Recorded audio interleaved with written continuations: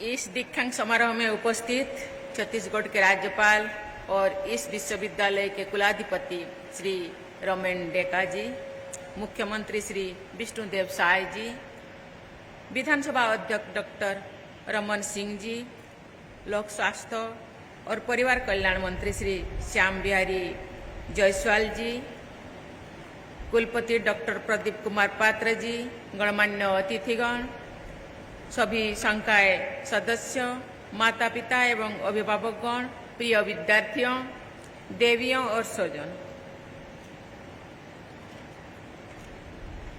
आप मनला जय जुहार।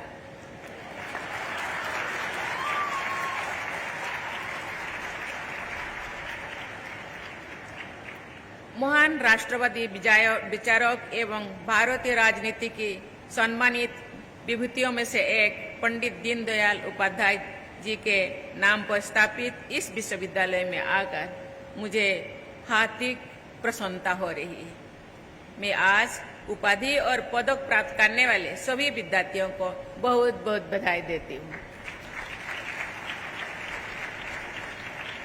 मुझे ये देखकर अत्यंत प्रसन्नता हो रही है कि आज दिए गए स्वर्ण पदकों में से अधिकांश पदक बेटियों को मिले हैं।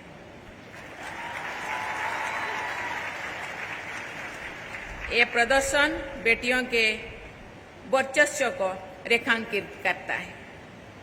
मुझे ये जानकर भी हर्ष हो रहा है कि इस विश्वविद्यालय और इससे संबद्ध कॉलेजों में शिक्षा प्राप्त कर रहे विद्यार्थियों में लड़कियों की संख्या लड़कों से ज्यादा है, 2 गुना है। ये एक बड़े बदलाव का प्रमाण है। आज के विद्यार्थियों ही भविष्य का निर्माण करेंगे। 2 दिनों के अपने इस छत्तीसगढ़ प्रवास के दौरान मुझे 2 इंजीनियरिंग और 2 मेडिकल संस्थानों के विद्यार्थी को संबोधित करने का अवसर मिला। इस दौरान उनके आत्मविश्वास तथा जीवन में आगे बढ़ने की उनकी ललक को मैंने महसूस किया।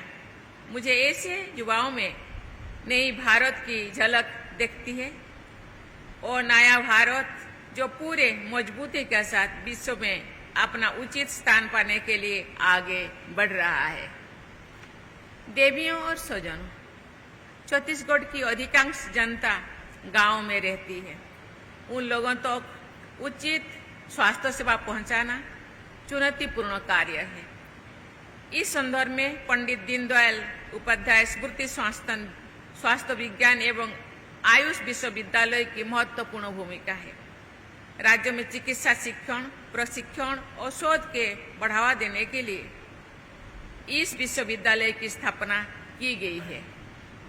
क्षेत्रीय स्वास्थ्य समस्याओं का समाधान इस विश्वविद्यालय के प्रमुख लक्ष्यों में से एक है। ये प्रसन्नता की बात है कि विश्वविद्यालय और इससे संबंध कॉलेजों में आधुनिक चिकित्सा विज्ञान के साथ साथ आयुष प्रणालियों की शिक्षा भी दी जाती है। बहुत सारे कॉलेजों में नर्सिंग के कोर्स कराया जा रही है। इस प्रकार ये विश्वविद्यालय छत्तीसगढ़ में स्वास्थ्य कर्मियों की उपलब्धता बढ़ाने और गुणवत्तापूर्ण स्वास्थ्य सेवाएं पहुंचाने में महत्वपूर्ण भूमिका निभा रहा है। अभी भी मलेरिया, फाइलेरिया और टीबी जैसे संक्रामक बीमारियों का पूरी तरह से उन्मूलन नहीं हो रही है। भारत सरकार इन रोगों के उन्मूलन के लक्ष्यों के साथ आगे बढ़ रही है। अभी हाल ही में ट्रोकोमा नामक संक्रामक रोग जो अंधेपन का कारण बन जाता है को समाप्त करने में भारत ने सफलता प्राप्त की है। जनजातीय समाज में सिकल सेल एनीमिया एक बड़ी समस्या है। भारत सरकार राष्ट्रीय सिकल सेल एनीमिया उन्मूलन मिशन के तहत इस समस्या को दूर करने के लिए प्रयासरत है। मैं सरकार के इन सभी प्रयासों को आप लोगों के समक्ष इसीलिए रख रही हूँ क्योंकि स्वास्थ्यकर्मी ही अग्रिम पंक्ति के योद्धा है। आप सामान्य लोगों को स्वास्थ्य समस्याओं के बारे में जागरूक बना सकते हैं। उन्हें सरकार द्वारा किए जा रहे प्रयासों के अवगत करा सकते हैं। आप नीति निर्माताओं और सम्मान जनता के बीच सेतु का कार्य कर सकते हैं। प्रिय विद्यार्थियों, मैं समझती हूँ कि ग्रामीण क्षेत्र में जाने से आप देश की बहुत बड़ी जनसंख्या की वास्तविक समस्याओं से अवगत हो पाएंगे। आपका चिकित्सकीय अनुभव समृद्ध होगा। समाज तथा देश के प्रति आपका कर्तव्यबोध मजबूत होगा। इसलिए सभी डॉक्टरों को अपने पेशेवर जीवन के कुछ वर्ष ग्रामीण क्षेत्रों को समर्पित करने पर विचार करना चाहिए। आप करेंगे ना? मैं चाहती हूँ कि सभी विद्यार्थियों को समय समय पर गांव के सामुदायिक स्वास्थ्य केंद्रों पर ले जाना चाहिए। शिक्षकों और डॉक्टरों के प्रति सम्मान की भावना का उपयोग लोगों को सामाजिक मुद्दों पर जागरूक बनाने के लिए किया जा सकता है। जैसे वे लोगों को समझा सकते हैं कि नशीले पदार्थों के सेवन से उनका स्वास्थ्य तो खराब होता ही है, उनकी सामाजिक और आर्थिक स्थिति भी खराब होती है। इसी तरह चिकित्सकों लोगों को रक्तदान और अंगदान के लिए प्रेरित कर सकते हैं।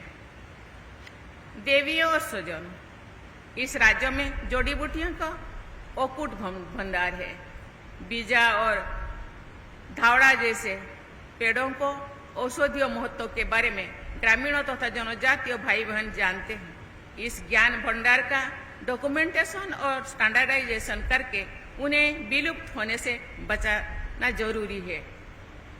यहाँ के वनवासियों के ज्ञान भंडार पर शोध का बढ़ावा देने से ऐसी जानकारी का विज्ञान सम्मान उपयोग व्यापक स्तर पर हो सकेगा। इस क्षेत्र में उद्यम और रोजगार की संभावनाएं भी बढ़ेगी। क्लाइमेट चेंज और ग्लोबल वार्मिंग की समस्याओं से हम सभी अवगत हैं। विश्व स्तर पर लोगों के खान पान का तरीका इन समस्याओं को और जटिल बना रही है। अभी हाल ही में प्रकाशित WWF की लिविंग प्लैनेट रिपोर्ट 2024 में भारत के फूड पैटर्न को बड़ी अर्थव्यवस्था में सबसे अधिक सस्टेनेबल माना गया है। ये हमारे पारंपरिक जीवन शैली में महत्ता को रेखांकित करता है, जिसकी शिक्षा हमें आयुर्वेद से मिलती है। निष्क्रिय जीवन शैली भी कई बीमारियों का बढ़ावा दे रही है। ये बीमारियां हमारी चिकित्सा प्रणाली और अर्थव्यवस्था पर अनावश्यक दबाव डालती है। जागरूकता के द्वारा उनकी रोकथाम संभव है। इसके लिए योग और आयुर्वेद जैसी परंपरागत प्रणालियां कारगर है। प्रिय विद्यार्थियों, दीक्षांत समारोह का ये दिन आपके जीवन में एक महत्वपूर्ण मील का पत्थर है। इस सफलता में आपकी प्रतिभा, लगन और परिश्रम के साथ साथ आपके माता पिता, परिवारजनों, शिक्षकों के सहयोग और मार्गदर्शन का भी महत्वपूर्ण योगदान है। आपको उनका आभार व्यक्त करना चाहिए। आज का दिन खुशी बनने के साथ साथ अपने भविष्य के बारे में संकल्प लेने का अवसर भी है। आपको अपने भविष्य की रूपरेखा बनाते समय ये ध्यान रखना है कि आपकी इस शिक्षा में समाज का भी योगदान है। समाज ने आपकी शिक्षा में जो निवेश किया है वो समाज को लौटाना आपका दायित्व है। बस 2047 तक भारत को विकसित राष्ट्र बनाने में विकसित छत्तीसगढ़ का महत्वपूर्ण योगदान होगा। समग्र विकास के लिए नागरिकों का अच्छा स्वास्थ्य महत्वपूर्ण होता है। अच्छा स्वास्थ्य लोगों की उत्पादकता और रचनात्मक को बढ़ाता है। इसीलिए छत्तीसगढ़ को विकसित बनाने में राज्यों के स्वास्थ्य कर्मियों की अहम भूमिका होगी। आप में से अधिकांश विद्यार्थी छत्तीसगढ़ के निवासी हैं। आपको स्थानीय समस्याओं की बेहतर समझ है। आप राज्यों की स्वास्थ्य समस्याओं पर रिसर्च करें, उनका समाधान खोजने का प्रयास करें। इस प्रयास से लेटेस्ट टेक्नोलॉजीज और एम्स रायपुर जैसे संस्थानों का सहयोग ले सकते हैं। आपके शोध से न केवल छत्तीसगढ़ बल्कि अन्य राज्य भी लाभान्वित होंगे। आपका भविष्य उज्जवल हो, इसी कामना के साथ मैं अपने वाणी को विराम देती हूँ। बहुत